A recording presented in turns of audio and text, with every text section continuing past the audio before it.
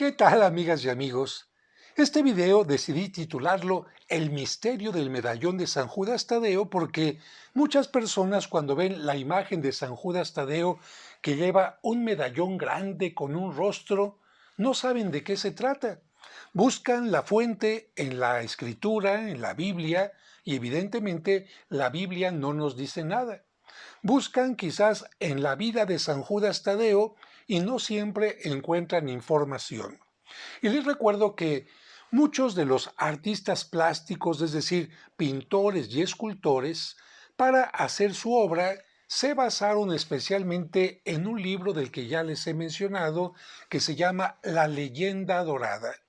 Este libro de la Leyenda Dorada, escrito por Santiago de la Vorágine, es una recopilación de todas las historias e incluso leyendas que existieron antes de que él viviera. Santiago de la Vorágine vive entre 1228 y 1298 y llegó a ser el arzobispo de Génova. Bueno, este libro de la Leyenda Dorada, que es muy amplio y está incluso dividido en dos volúmenes para que sea más fácil su lectura, nos da una idea de dónde pudo venir la representación del medallón de San Judas Tadeo. Y tengo que decir que es una mezcla de dos cuestiones totalmente distintas. Trato de explicarte para que lo entiendas. Mira, nos dice esta tradición mezclada que San Judas Tadeo llevó una pintura con el rostro de Cristo a el rey Agbaro de Edesa. Fíjate, una pintura con el rostro de Cristo. Por lo tanto, lo que San Judas llevaría en el medallón sería, ¿qué? La pintura del rostro de Cristo lleno de resplandores. Pero, ¿realmente fue San Judas Tadeo el que llevó esta pintura? No. Se nos habla más bien en la leyenda dorada, como lo vamos a escuchar más adelante, que Cristo hizo un milagro, de acuerdo a esta leyenda, en donde Él toma un manto, se lo pone en la cara y en la cara queda grabado su rostro. ¡Ah, caray! Fíjate, qué interesante. Él toma un lienzo y queda grabado su rostro, y ese rostro es el que va a llegar al rey Agbaro de Edesa. Pero no es San Judas Tadeo el que lo lleva. Aunque, como te digo, más adelante, esta leyenda de el rostro grabado de Cristo y el viaje de San Judas Tadeo a Edesa, porque él sí viajó a Edesa, hizo que viniera una interpretación de que fue San Judas Tadeo el que llevó esta pintura del rostro de Cristo hasta Edesa.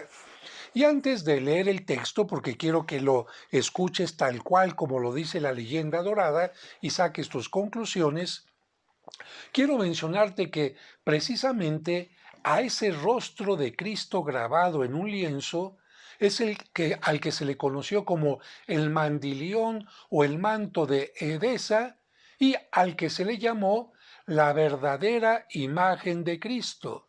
La vera, verdadera, en latín, eikon, imagen. La veraikon, lo que dio origen a la palabra Verónica. Veraikon, Verónica. Y fíjate cómo esta imagen de la verdadera imagen de Cristo, que tiene que ver con esta leyenda del rey Agbaro en Edesa, después se mezcló con otra cosa totalmente distinta. Seguramente estás adivinando a qué me refiero. A que nos dice el Evangelio que cuando Cristo iba al Calvario, una mujer, no sabemos cuál era su nombre, se acerca y simplemente le enjuga el rostro, es decir, le limpia el rostro. Hasta ahí dice el Evangelio. El Evangelio no dice que en aquel manto de aquella mujer haya quedado grabado el rostro de Cristo. Fíjate, simplemente enjuga el rostro y hasta ahí. No menciona el nombre de la mujer. Pero esta historia sagrada que está en el Evangelio, más adelante se va a mezclar con esta otra del mandilión de Edesa y van a algunas personas a pensar que a esta mujer que le acercó un manto a Cristo es la que recibió el rostro de Cristo impreso, y a esta mujer, o mejor dicho, al manto se le llamó la Verónica, y más adelante a esta mujer que le acercó el manto a Cristo se le empezó a llamar también la Verónica. Como puedes ver, una historia se cruza con otra y después se cruza con otra y van creando leyendas que los pintores van a utilizar mucho porque se impresionan por este tipo de cosas, y como los pintores no son expertos en la historia, más bien se van a dejar llevar por estas leyendas que encontramos en libros como La Leyenda Dorada. Así dice el texto. El apóstol Tomás, después de la ascensión del Señor, envió a Judas a Edesa y le encargó que a su llegada se presentara al rey Abgaro. Dice la historia eclesiástica que este rey en cierta ocasión escribió a nuestro Señor Jesucristo una carta concebida en estos términos. Abgaro, rey e hijo de Eucaria, desea salud al buen Jesús el Salvador, quien según mis noticias se encuentra actualmente por tierras de Jerusalén. He oído decir que curas a los enfermos sin utilizar medicamentos ni hierbas de ninguna clase, y que sin más instrumentos que tu propia voz haces que los ciegos vean, los cojos anden, los leprosos queden limpios y los muertos resuciten. Reflexionando sobre estas cosas, he llegado a la conclusión de que tus extraordinarios poderes solo pueden explicarse de una de estas dos maneras: o porque seas el propio Dios bajado a la tierra desde el cielo, o porque seas algún hijo suyo. Como yo estoy enfermo desde hace mucho tiempo, me he decidido a escribirte para rogarte que, a pesar de las molestias que esto va a suponer para ti, tengas a bien venir hasta aquí a curarme de mi enfermedad. Me han dicho que los judíos murmuran de ti y que quieren destruirte. Sal de entre ellos, ven a esta ciudad porque, aunque es pequeña, sus gentes son honradas y en ella hay sitio para ti y para mí. Según la misma historia eclesiástica, Jesús correspondió a esta carta con otra en la que le decía a Abgaro: dichoso tú que, aun sin haberme visto, crees en mí. Ya estaba profetizado desde tiempos remotos que muchos, sin conocerme personalmente, me aceptarían, y que otros, a pesar de que me verían y serían testigos de mis obras, me rechazarían. Respecto al ruego que me haces de que me traslade a tu ciudad, tengo que decirte lo siguiente. Yo he venido a la tierra para realizar mi misión, precisamente aquí y desde aquí, y es menester que la cumpla. Una vez que la haya cumplido, es igualmente preciso que regrese a donde está el que me ha enviado, pero cuando me encuentre nuevamente en el cielo, haré que alguno de mis discípulos vaya a verte, y el que vaya te curará y te transmitirá una nueva vida. Bueno, aquí vemos entonces esta historia, evidentemente una historia apócrifa, en donde el rey Agaro le escribe a Cristo y Cristo le responde diciendo que tiene que cumplir su misión entre los judíos, pero que después de su ascensión enviará a uno de sus discípulos. Continúa el texto. Todo lo anterior está tomado de la historia eclesiástica.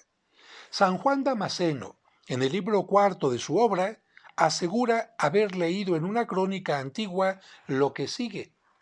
Enterado Abgaro de que no tendría oportunidad de conocer a Cristo personalmente, envió a un pintor hasta Jerusalén, con el encargo de que hiciese un retrato de Jesús para poder ver siquiera en imagen al que no le iba a ser posible contemplar físicamente. El pintor intentó pintar a Cristo, pero obusfaco, así dice, obusfaco. Yo creo que es algo así como ofuscado, en fin, no puede ver.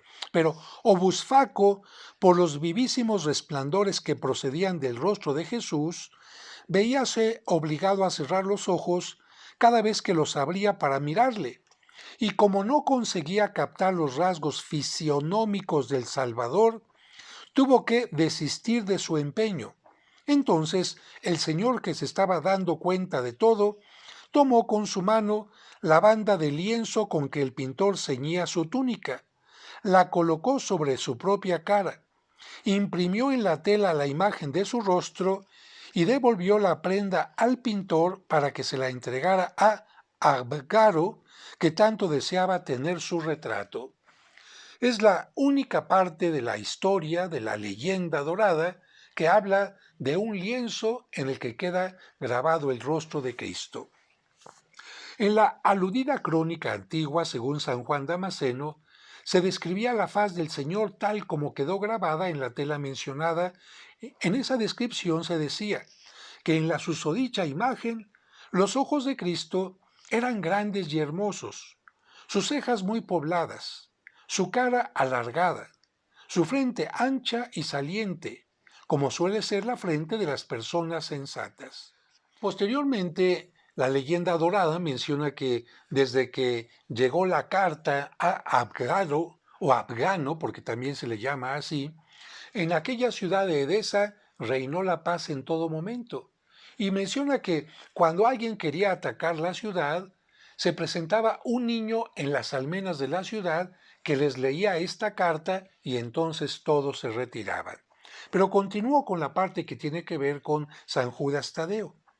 Dice la historia eclesiástica que después de la ascensión del Señor, se cumplió lo que Jesús había anunciado en su carta y que las cosas ocurrieron de esta manera. El apóstol Tomás mandó a Tadeo, llamado también Judas, que fuese a Edesa y se presentase al rey Abgaro. Al comparecer Tadeo en presencia del rey Abgaro y decirle que él era el discípulo que Cristo había prometido enviarle, Abgaro, conmovido y estupefacto por lo que el recién llegado decía, y sobre todo porque por su rostro despedía resplandores divinos, se postró en tierra y temblando de emoción le adoró y le dijo: No me cabe la menor duda de que, en efecto, eres el discípulo de Jesús, Hijo de Dios, al que él se refería en la carta que me escribió y en la que me decía: te mandaré a uno de mis discípulos para que te cure y te transmita una nueva vida. Tadeo le manifestó: si crees que Jesús es verdaderamente el Hijo de Dios, todos los deseos de tu corazón se cumplirán. Abgaro respondió: lo creo con toda mi alma, y tan convencido estoy de ello, que si se me presentara oportunidad y los romanos no me lo impidieran, aniquilaría de muy buena gana al pueblo judío por haberle crucificado. En algunos libros se lee que era de lepra de lo que Abgaro estaba enfermo y que tras del anterior diálogo, Tadeo tomó la carta que el Salvador había escrito al rey, frotóle la cara con ella y que en aquel preciso instante quedó completamente curado. Bueno, la leyenda dorada después continúa hablando sobre la predicación de Judas Tadeo en distintas partes, como hace expulsar demonios, como a la serpiente les quita el veneno y también sobre su martirio. Pero como pueden ver, queridos amigos, esta historia del rey Abgaro es la que va a dar origen a que a San Judas Tadeo se le represente con este medallón que representa una pintura que, de acuerdo a algunos, fue San Judas Tadeo el que le llevó al rey de Edesa y que fue esa pintura la que él se puso junto a la cara y recuperó la salud que tenía perdida por la lepra. La leyenda que acabamos de escuchar nos habla que fue más bien la carta la que se frota en la cara, la que se toca el cuerpo. Pero como pueden ver, se van mezclando una leyenda con otra, una tradición con otra, y van creando en los pintores imágenes como la que vemos ahora en escultura y en pintura.